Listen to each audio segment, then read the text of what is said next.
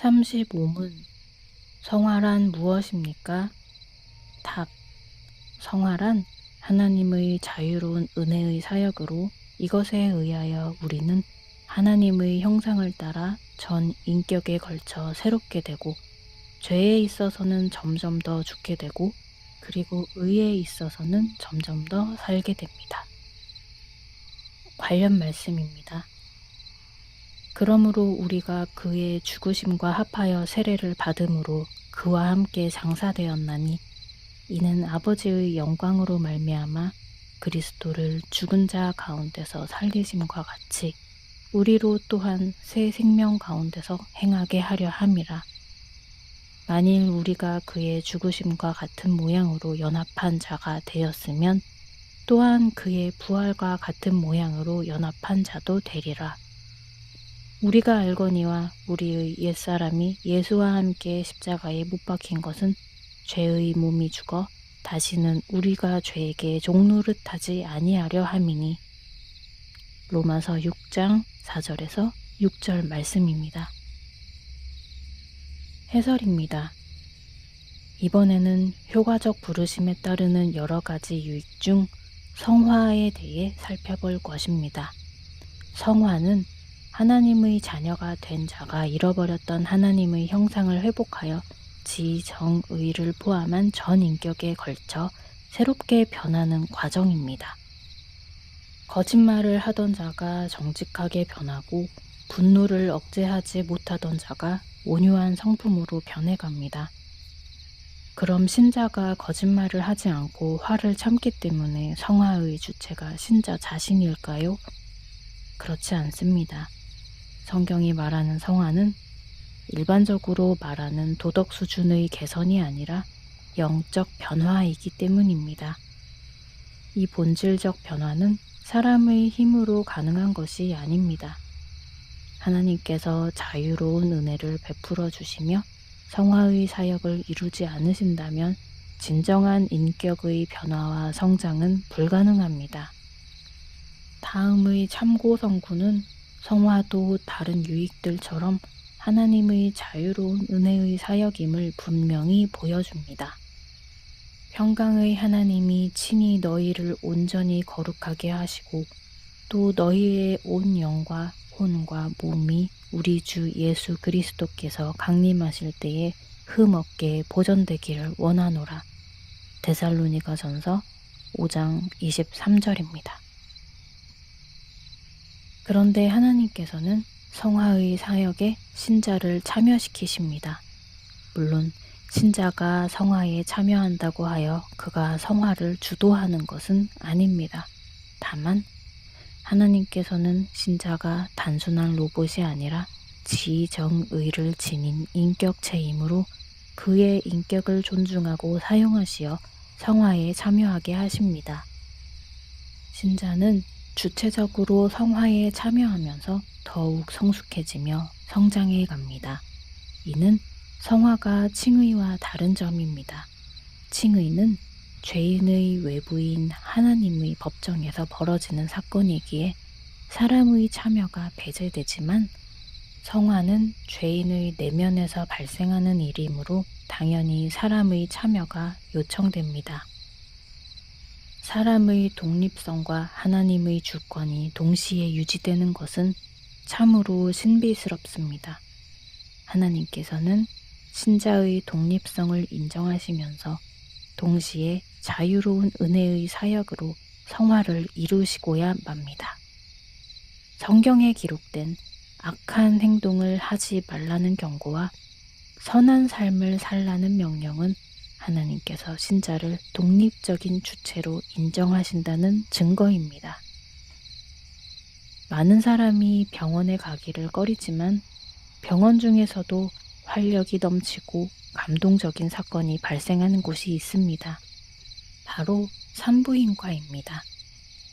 새로운 생명을 손꼽아 기다리던 부모와 친지들에게 신생아의 출생은 얼마나 큰 감동인지 모릅니다. 그간 세상에 존재하지 않던 한 생명이 갑자기 출현하는 사건은 생각할수록 큰 신비입니다. 저는 셋째, 넷째, 다섯째 아이를 가족 분만실에서 맞으며 탯줄을 가위로 잘라주기도 했습니다. 아이가 한 명씩 태어날 때마다 매번 밀려오는 감동에 가슴이 뭉클했고 어떻게 무에서 유가 나오는지 하나님의 능력과 은혜에 감탄하며 찬양을 올려드리곤 했습니다. 그런데 아이의 출산이 끝이 아닙니다. 본격적인 양육은 그때부터 시작입니다.